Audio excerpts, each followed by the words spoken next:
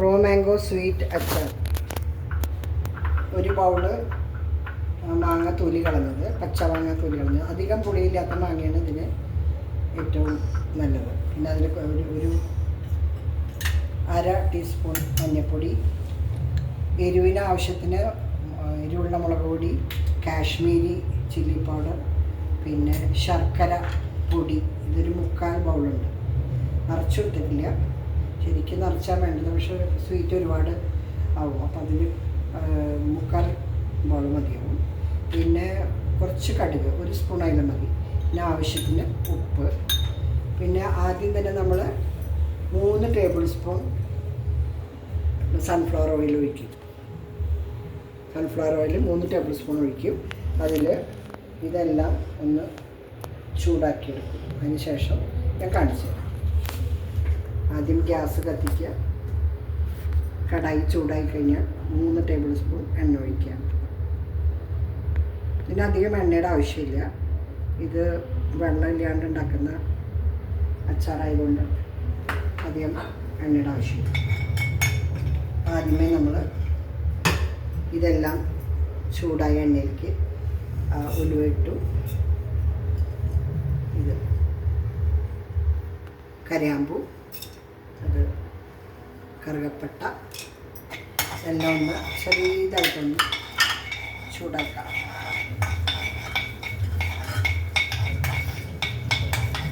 ഇതൊന്ന് മൂത്ത് വരുമ്പോൾ നമുക്ക് പച്ചമാങ്ങ കൊടുക്കാം. ഇത് ഗുജറാത്തികൾ ഒരുപാട് ഇൻസ്റ്റൻ്റായിട്ട് ഉണ്ടാക്കുന്ന അച്ചാർ. ഇതെല്ലാം നമുക്ക് പഞ്ചസാര ഇതിലും ഉണ്ടാക്കാം. ഇത് കുറച്ചുകൂടി ഹെൽത്തി ആയിട്ട് ശർക്കരയാണല്ലോ നല്ലത്. അതുകൊണ്ട് ഞാൻ ശർക്കരയിൽ ഉണ്ടാക്കണം. ഇതൊന്ന് മൂത്ത് കഴിഞ്ഞാൽ അതിൻ്റെ ആ ഒരു പൊട്ടി വാസനയൊക്കെ വരുമ്പോൾ നമുക്ക് പച്ചമാങ്ങ ഇട്ട് കൊടുക്കാം. ഉണ്ടാകും. പിന്നെ അത് മൂത്ത് തുടങ്ങി. ഇതാണ് അതിൻ്റെ പാകം. ഉലുവയൊക്കെ ഒന്ന് മൂത്ത് കൊടുക്കും. ഉലുവ ഒരുപാടാവരുത് കഴിക്കും. പൊടി ഇട്ടാലും മതി, പക്ഷേ ഇതാവുമ്പോൾ കുറച്ചുകൂടി നല്ലൊരു വാസന ഉണ്ടാവും. പൊട്ടുന്നുണ്ട്. ഉലുവ പൊട്ടി തുടങ്ങി. അതിലേക്ക് ഞാൻ ഈ മാങ്ങ ഇടും. പച്ചമാങ്ങ ഇട്ട് തീ ഒന്ന് പറക്കട്ടെ. അതിനുശേഷം ഈ ടീസ്പൂണിൽ മഞ്ഞൾപ്പൊടി, മുളക് പൊടി നമുക്ക് എരിവിൻ്റെ ആവശ്യം പോലെ ഇടാം. 2 ടീസ്പൂൺ ഇട്ടിട്ടുണ്ട്. ഇത് കളറും മറ്റേ കാശ്മീരി ചില്ലി പൗഡർ കളർ ഇട്ട്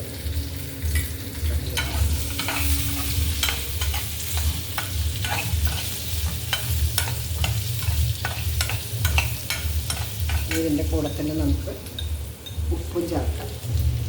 ഉപ്പൊക്കെ നിങ്ങൾ സ്വാദ് നോക്കിയിട്ട് ഇട്ടോളൂ. കാരണം അച്ചാറിന് എത്ര ആവശ്യമുണ്ടോ അതുപോലെ. അധികം എന്താ പറയുക, പുളിയുള്ള മാങ്ങയല്ല, പിന്നെ മധുരമല്ലേ, ഉപ്പ് ഒരുപാട് വേണ്ട. ഇനി നമ്മളിതൊന്ന് 2-3 മിനിറ്റ് ഒന്ന് ആവും വരെ ഇതിനൊന്ന് അടച്ച് വെച്ച് വേവിക്കാം. അതിൻ്റെ കൂട്ടത്തിൽ തന്നെ നമുക്ക് ഇതും ഇടാം. ഇതിന് വെളുത്ത മുന്തിരിങ്ങ ഇടാം കേട്ടോ. അതിൻ്റെ കയ്യിൽ കറുത്തത് ഉണ്ടായിരുന്നുള്ളൂ. ഇത് ഡേറ്റ്സാണ്. ഇതൊക്കെ സ്വാദ് കൂട്ടുന്ന സാധനങ്ങളാണ്. ഇതുപോലെ നല്ലപോലെ മിക്സ് ചെയ്ത് നമുക്ക് അതൊക്കെ അടച്ച് വയ്ക്കാം.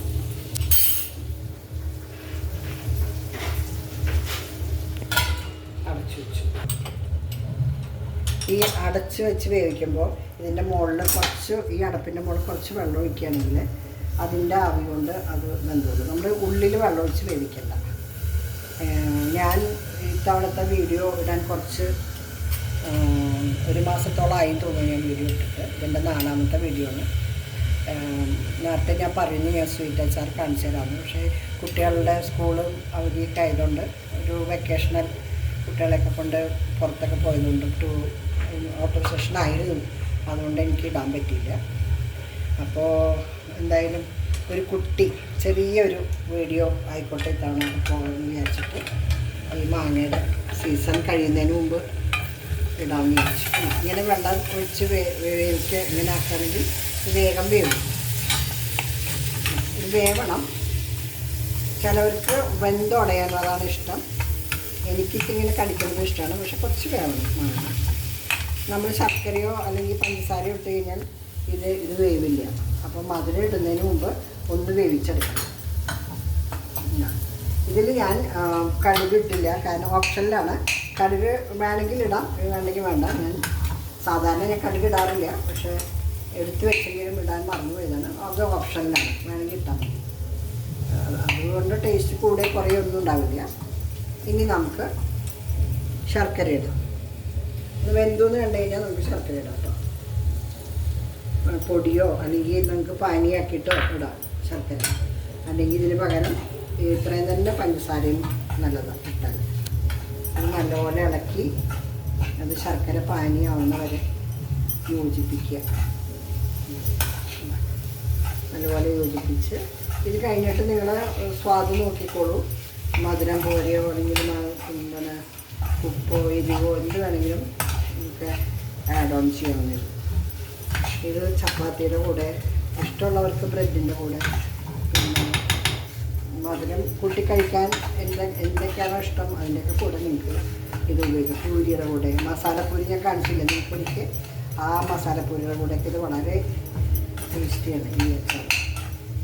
അപ്പോൾ അത് ഒരു കാര്യം ശ്രദ്ധിക്കേണ്ടത്, അധികം പുളിയില്ലാത്ത മാങ്ങയാണ് എടുക്കേണ്ടത്. ഇവിടെ കിട്ടുന്നത് തോത്താപ്പൂരി എന്ന് പറയും. തോത്താപ്പൂരി മാംഗോ, അതാണ് ഇവിടെ കൂടുതൽ ഈ അച്ചാറുണ്ടാക്കാൻ ഉപയോഗിക്കുന്നത്. ഇനി ഇത് തന്നെ ചീവിയിട്ട് മാങ്ങ തൊലി കളഞ്ഞ് ചീവി എത്ര നമ്മൾ ചീവി എടുക്കണോ ഒരു വാട്ടിക്കണി അത്രയും തന്നെ ഒരു വാട്ടിക്ക് തന്നെ പഞ്ചസാരയുടെ പാവാക്കിയിട്ട് അതൊന്ന് പാവായിന്ന് കണ്ടു കഴിഞ്ഞാൽ ഈ ചീവിയ മാങ്ങ നല്ലപോലെ പിഴിഞ്ഞ് കളഞ്ഞ്, അതിനും ഒട്ടും പുളിയും പാടില്ല കേട്ടോ, പിഴിഞ്ഞ് കളഞ്ഞ് ഒരു പൊടിക്ക് ഉപ്പിട്ട് അത് ഒരുവിധം ഇന്നിങ്ങനെ മാങ്ങ അതിൽ വെന്തെന്ന് കണ്ടു കഴിഞ്ഞാൽ വാങ്ങി വെച്ചിട്ട് ജീരകപ്പൊടി മുളക് പൊടി ആവശ്യത്തിന് ചേർത്ത് ആറിയ ശേഷം നിങ്ങൾക്ക് ഉപയോഗിക്കാം. അതിൻ്റെ പേരാണ് ചുന്ത. ഇതിൻ്റെ മുറബ എന്നും പറയുന്നുണ്ട്, പക്ഷേ ഞാൻ ശരിക്കും ഇത് മുറബയായിട്ടൊന്നല്ല ഉണ്ടാക്കുന്നത്. ഒരു സൂത്രത്തിലൊരു അച്ചാർ അത്രയേ ഉള്ളൂ. ഈ മാങ്ങ സീസൺ കഴിഞ്ഞതിന് മുമ്പ് ഒരു കുട്ടി അച്ചാർ മാങ്ങയുടെ ഇതുപോലെ ഇരിക്കും. എങ്ങനെയുണ്ട്? ഇഷ്ടമായ അറിയിക്കൂ. നമുക്ക് അടുത്ത വീഡിയോയിൽ വീണ്ടും കാണാം. Thank you.